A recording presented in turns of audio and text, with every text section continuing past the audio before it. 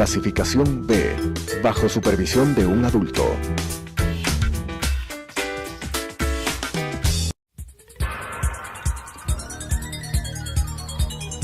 Las opiniones vertidas en este espacio por la producción y dirección del programa son de exclusiva responsabilidad de sus autores y de quienes intervienen en ellos.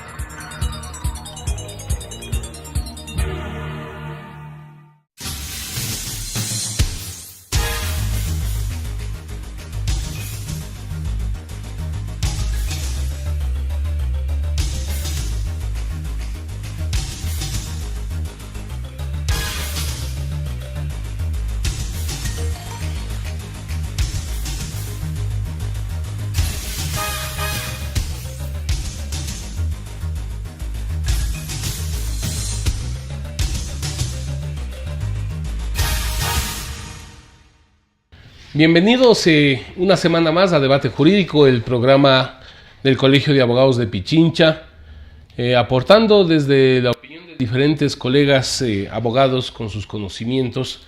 Considera el colegio que esta semana vamos a abordar un tema doctrinario que va a permitir que el profesional del derecho tenga estos elementos para su trabajo permanente, para lo cual entonces vamos a hablar sobre el homicidio preterintencional. Y entonces nosotros queremos agradecerle al doctor Ricardo Reyes Vasco. Él es penalista y abogado litigante, pero también es parte del directorio del Colegio de Abogados. Ricardo, bienvenido. Buenas noches, muchas gracias por la invitación, Ángel. Es un gusto para mí estar presente aquí en estos espacios de debate, espacios de importancia para la Academia Jurídica Penal Ecuatoriana, sobre todo en el caso que vamos a analizar hoy día. Así es, Ricardo. Por eso necesitamos entrar a conceptualizar algunos temas, por ejemplo, esto de la imprudencia, ¿no es cierto? Que siempre estamos viendo qué entendemos por imprudencia. Pero básicamente desde tu conocimiento, ¿cuál es el estado actual de la imprudencia en la dogmática? A ver, la imprudencia ha tenido varias evoluciones durante más de 120 años. Ha venido cambiando su estructura, incluso su posición dentro de la teoría del delito. Antes, en el esquema causalista, y también se mantuvo en el esquema neocantiano, la posición de la imprudencia dentro de la categoría dogmática de la culpabilidad. Y se la definía de una forma más simple, se podría decir, de una forma más subjetiva. Se decía de la imprudencia que era una impericia, una negligencia y nada más, ahí quedaba. Sin embargo, hoy por hoy, dentro de la dogmática actual, podríamos decirlo, y ya esto casi ni se discute, la ubicación de la imprudencia ya se lo toma de una forma normativa. Se transformó la imprudencia de meros subjetivismos a una concepción normativa, obviamente ya con nuevos elementos como el deber objetivo de cuidado y el deber subjetivo de cuidado. Es decir, en el sistema ecuatoriano ya el delito imprudente está delimitado. Básicamente sí, en el artículo 20 del Código Orgánico Integral Penal establece la imprudencia como culpa, son sinónimos, y sí, acoge el elemento del tipo de injusto del deber objetivo de cuidado. Lo que no está bien trabajado todavía dentro del ámbito jurídico penal ecuatoriano ha sido los elementos subjetivos y la adecuada aplicación, tanto en la práctica y también la adecuada tipificación de estos delitos. Es decir, hay que ir desarrollando esos elementos subjetivos. Exactamente. Básicamente toda la teoría del delito aquí en el Ecuador ha tenido un gran empuje, pero siempre falta esos focos de avance, ¿no? Esos focos de claridad en la aplicación de estos temas. Por ejemplo, y también en técnicas legislativas, porque considero yo que se puede hacer varias mejoras dentro del Código Orgánico Integral Penal para establecer una mejora y una adecuada aplicación de las conductas imprudentes Vamos a seguir más adelante un poco, justamente se trata de terminar con algunas sugerencias, opiniones a las reformas que debe tener nuestro Código Integral Penal, pero yo quisiera en este momento abordar un tema, un caso que fue conocido, como es el caso de la doctora Merizalde. Como tú conoces, el Tribunal de Primera Instancia condenó a los procesados por el delito de homicidio preterintencional. Lo mismo el Tribunal de la Corte Provincial. Este último, los jueces de la Corte Nacional de Justicia vuelven a cambiar la responsabilidad también en condición de este homicidio, pero doloso. Cuéntanos un poco qué opinión te merece la sentencia esta del caso de la doctora Merizalde. Bueno, es una sentencia muy... Y cuéntanos también, para quienes no conocen, de qué se trataba más o menos. Sí, claro, a ver, para nosotros los que estamos inmiscuidos dentro de la academia penal, me incluyo, siempre estamos atentos a los fallos de nuestras cortes, ¿no? Sobre todo de la corte de más alto nivel que tenemos aquí en el país, que es la Corte Nacional. Y debo decirlo, nunca me acaban de sorprender. Para resumir, en breves líneas, el caso se trata de una doctora que trabaja en el hospital militar, que existió o tuvo a cargo una paciente que padecía un tipo de alergia y que obviamente la médico tratante le había recetado o proscrito una dieta que no contenga mariscos. Bueno, resulta que al momento de la comida le sirven un plato con mariscos, la paciente se percata, pero simplemente con el olor ya comenzó a tener problemas respiratorios y problemas de alergia en la piel también, ¿no? Para este entonces la doctora tratante no estaba ya en el hospital, había salido. Entonces la doctora Merizalde, no estoy seguro si es que era residente, estaba a cargo de esa paciente. Resulta que por controlar este episodio de la paciente de alergia, ordena a la enfermera inyectar adrenalina racémica. Cuando todos los médicos, bueno, la gran mayoría sabe que la adrenalina racémica no se inyecta, sino que se le aplica a través de nebulizaciones. Pido disculpas si es que no soy tan técnico. Claro, por supuesto, somos abogados. Exacto, en los términos médicos, pero más o menos así. Y por esa razón... Por esta razón, obviamente, al inyectarle una medicina que no se tiene que inyectar, la paciente fallece. Obviamente, aquí estamos frente a un acto ilícito, sí. No hay discusión que estamos frente a un acto ilícito. Ahora la discusión es cómo se aplica o cómo se castiga o cómo se sanciona ese acto ilícito. Y ahí es donde no nos dejan de sorprender los tribunales, las cortes provinciales y las cortes nacionales y la Corte Nacional. ¿Por qué digo que no nos terminan de sorprender? Porque hacen un análisis para sentenciar a la doctora Merizalde totalmente risible, desconociendo todas las bases del derecho penal, desconociendo más de 150 años de avances del derecho penal, incluso yéndose en contra de la lógica, de la misma lógica. Los delitos imprudentes, ¿sí?, se han venido desarrollando y han abarcado más focos, más ámbitos de la sociedad. ¿Por qué? Por el mismo desarrollo de la sociedad. Nosotros tenemos que entender que la sociedad ha venido avanzando a pasos agigantados, tanto en las tecnologías, en las ciencias, en las técnicas, en las prácticas, etc., que se nos ha visto a nosotros como sociedad en la obligación de reglar esos ámbitos para prevenir futuras lesiones a bienes jurídicos. ¿Por qué? Porque así como avanza la tecnología, así como avanzan las técnicas, así como avanzan las prácticas y las nuevas industrias, también se crean focos de peligro, también se crean ámbitos de peligro. Por ejemplo, se ha avanzado en la construcción, en las técnicas de construcción, en la ingeniería civil, etcétera, etcétera, de edificios.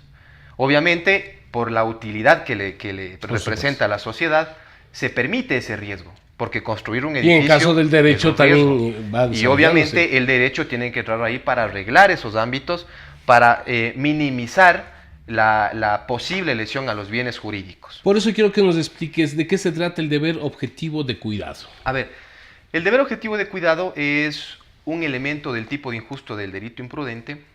Hay que entender que el delito imprudente o las formas imprudentes de comisión son muy distintas a las de los delitos dolosos o al derecho penal clásico que se le llama, ¿no?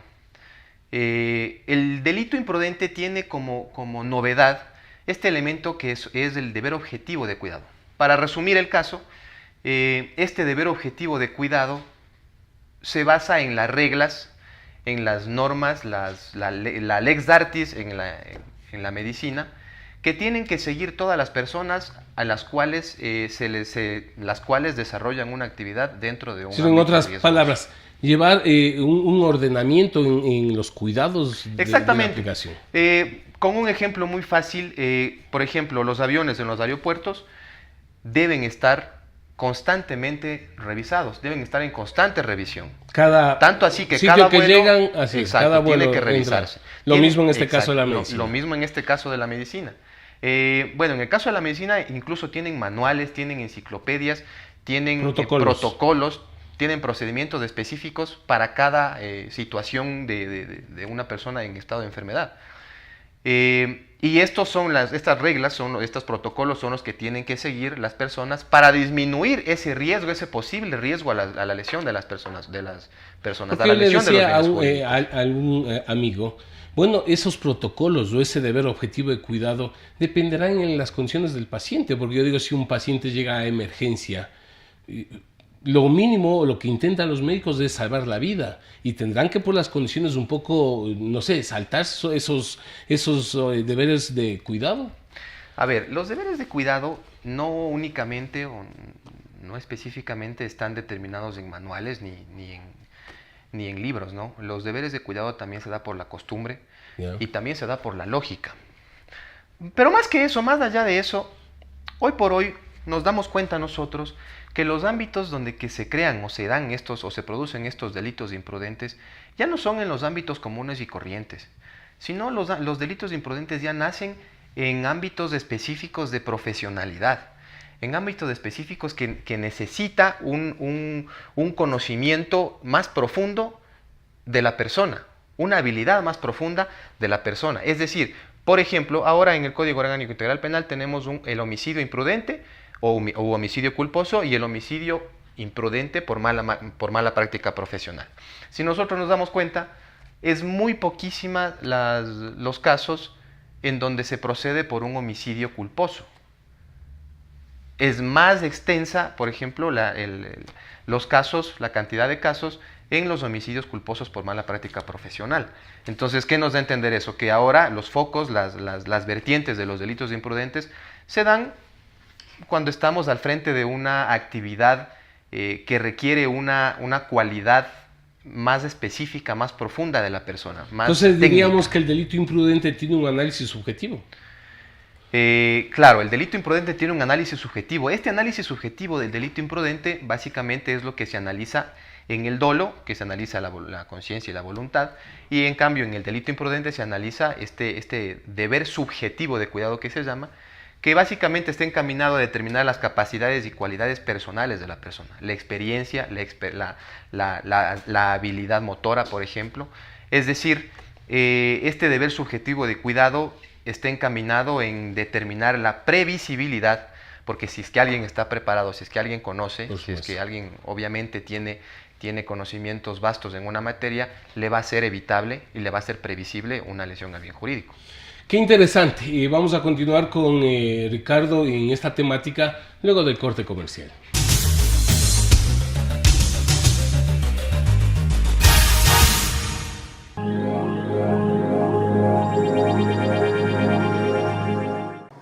Adriana, cancélame todas las reuniones. No voy a ir a la oficina.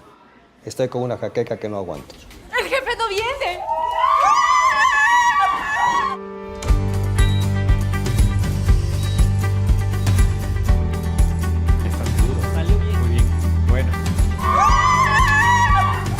Cuanto antes vayas a Ecuasanitas, más rápido te curas.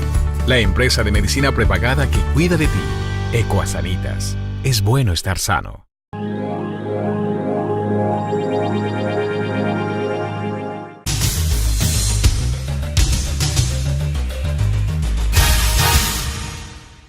Continuamos entonces con debate jurídico.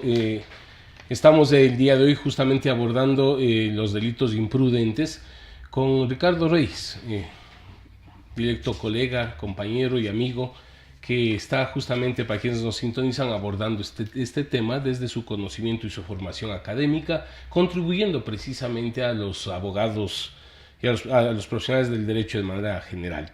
Y yo sigo insistiendo, Ricardo, un tema, es decir, el tema de la doctora Merizalde. Si desde tu preparación, tu conocimiento, ¿qué opinión te merece precisamente que las Cortes hayan determinado aquí un delito, digamos, preterintencional? Bueno, la verdad a mí lo que me da a pensar es que tenemos una calidad de jueces impresentables, con sus honrosas excepciones. ¿Por qué? Hay que tener en cuenta una cosa. Cuando uno está dentro del ámbito médico, es decir, cuando una persona, un individuo es médico, es doctor y está está en el horario de sus funciones, los doctores nunca van con el ánimo de matar. Los doctores no es que se meten a un quirófano a operar a un determinado paciente para matarle, sino para salvar vidas.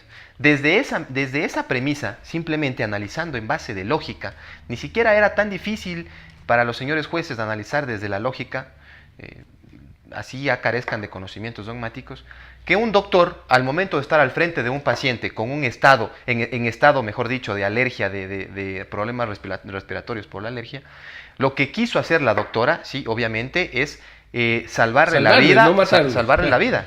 Que haya cometido un grosso error, que haya sido la vulneración del deber objetivo de cuidado muy notoria, no pierde la calidad ni la cualidad de delito imprudente.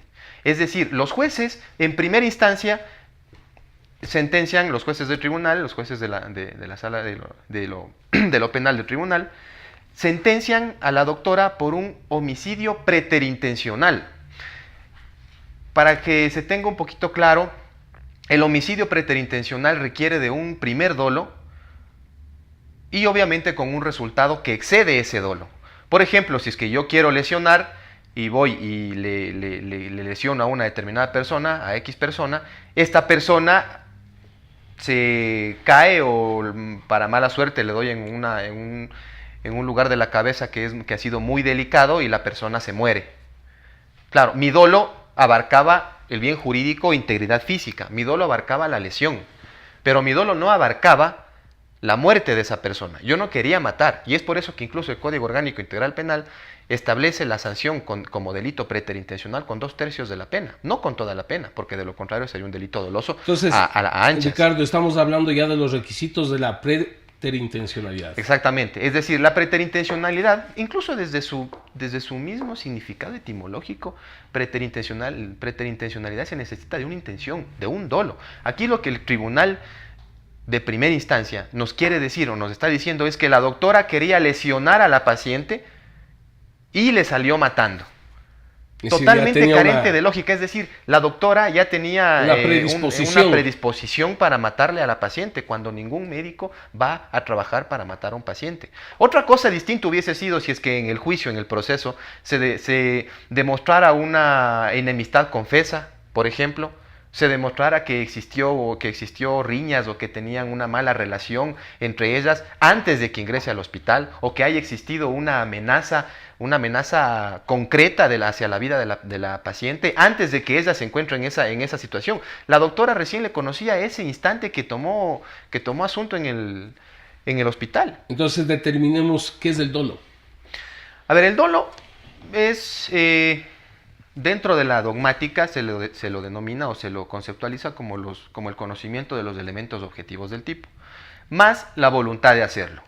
Ahora ya hay corrientes de profesores muy reconocidos que están trabajando acerca de la estructura del dolo, que ya no se toma en cuenta la voluntad, sino el conocimiento, pero en fin.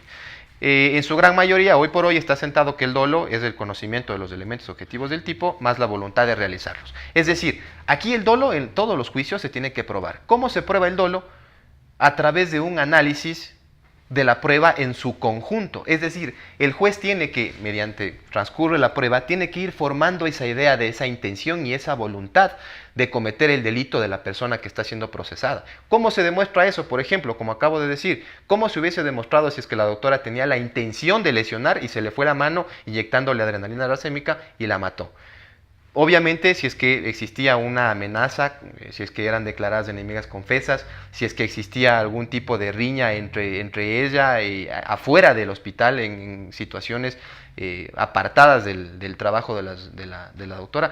Pero sin embargo acá no existió eso. Acá la doctora tomó partida ese día, ese instante, recién le había conocido a la paciente. La doctora en ningún momento se representó o tuvo la intención de matar a la paciente. Sin embargo, por un error grave de inyectarle la adrenalina que no tenía que inyectarle, le produce la muerte. Entonces, Ricardo, de lo que tú me estás planteando, ¿hay una diferencia de cómo se concibe el dolo en el Ecuador y cómo lo hace la dogmática penal o no? La diferencia del dolo en el Ecuador, cómo está concebida, yo creo que más que eso está mal tipificada. Mal tipificada en el Código Orgánico Integral Penal. Para tipificarle debe estar mal concebido. Básicamente sí, yo creo que más por desconocimiento de los legisladores, ¿no? Por eso. Porque al dolo, aquí en el Ecuador se lo conceptualiza, al dolo penal se lo contextualiza como el designio de causar daño. Que eso es un concepto que ya está totalmente caduco, incluso dentro del derecho civil. Acá el dolo en la dogmática, bueno, y haciendo un pequeño análisis, sí se lo puede concebir aquí en el Ecuador y se lo puede aplicar aquí en el Ecuador como el conocimiento y la voluntad de conocimiento de los elementos objetivos del tipo y la voluntad de realizarlos. ¿Cuáles serían entonces los errores de tipificación? Ahora sí hablemos sobre la imprudencia en nuestro Código Orgánico Integral Penal. Yo creo que los errores de tipificación de la imprudencia son varios. Por ejemplo, uno de ellos en el tema de la mala práctica, del homicidio imprudente por mala práctica profesional, en cuestión a la pena. ¿Por qué? Porque si nosotros leemos el Código Orgánico Integral Penal, el homicidio imprudente, común y corriente, está tipificado con una pena, con una consecuencia jurídica de 3 a 5 años. El homicidio imprudente por mala práctica médica está tipificado con una pena... Por mala práctica profesional. Por mala práctica profesional, perdón. Está tipificado de 1 a 3 años en su forma simple. Es decir, desde mi perspectiva,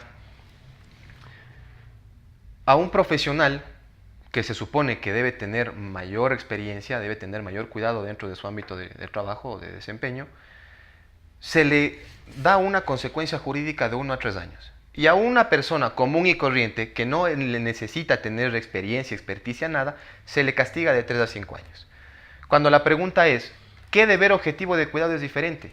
A cada uno le corresponde el deber objetivo en su ámbito. Es decir, exacto. Claro. Es decir, el deber objetivo que se vulnera en el homicidio culposo y que en el homicidio culposo normal, y el deber objetivo de cuidado que se vulnera en el homicidio culposo por mala práctica profesional es exactamente el mismo, el deber de cuidado que le corresponde a cada persona.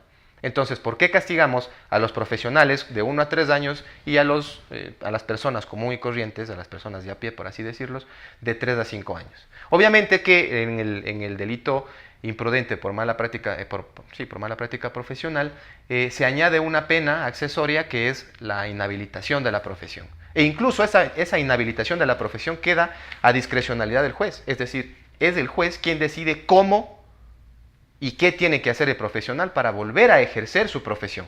No establece específicamente, como hace el sistema, por ejemplo, español, en donde establece que si es que el delito es cometido dentro de la práctica de la profesión, será sancionado con 6 meses de suspensión de su carrera o de su de lo que tú nos has planteado, Ricardo, entonces, para ir concluyendo, ¿qué cambios se debe realizar para una mejor aplicación del derecho sobre estos temas?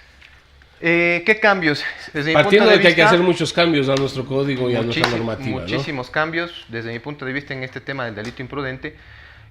Obviamente equiparar las penas del homicidio culposo y el homicidio culposo por mala práctica profesional. Siendo más garantistas, el homicidio culposo normal tendría que igualarse a la pena del homicidio por mala práctica médica, porque tienen exactamente los mismos deberes objetivos de cuidado, es decir, el injusto es el mismo. Y obviamente, como el profesional tiene una carga más de responsabilidad, mantener la pena accesoria al homicidio por mala práctica profesional. Pero en la responsabilidad de la pena de 1 a 3 años y el otro de 3 a 5 tendrían que igualarse y los dos tendrían que recibir una pena de 1 a 3 años. Ese uno de los puntos. Otro de los puntos que se puede cambiar, por ejemplo, es como nuestro sistema penal se rige por el sistema numerus clausus, es decir, solamente los delitos imprudentes que estén tipificados como tales se los puede castigar. ¿sí? No tenemos un numerus apertus que podría decirse que cualquier delito cometido en forma imprudente se lo castiga de forma imprudente. No, acá tenemos el sistema numerus clausus. Esto es, por ejemplo, si es que en el delito de peculado no me dice específicamente, literalmente, el Código Orgánico Integral Penal, que si es que este delito se comete en forma imprudente, será sancionado con pena privativa de tal año hasta tal años. No, únicamente el delito de peculado concibe la comisión dolosa de este tipo penal. Por lo que, si un funcionario comete un peculado de forma imprudente, faltando a su deber objetivo de cuidado, no podrá ser castigado. Eso traspolémoslos a varios ámbitos, como por ejemplo los delitos ambientales. Hay algunos delitos ambientales en donde no se contempla la forma de comisión imprudente y que obviamente siempre o en su gran mayoría se van a cometer estos delitos por una imprudencia, no por la voluntad de cometerlos. Es decir, una empresa que genera comida, que está todos los días manipulando químicos, obviamente tiene sus reglas, tiene sus deberes objetivos de cuidado, tiene en cada uno de sus campos. En cada uno de sus campos. Entonces, queremos, por cuestiones de tiempo, queremos agradecerle al doctor Ricardo Reyes. Ahí está planteado, colegas abogados, un aporte importante para nuestro conocimiento y nuestra actualización.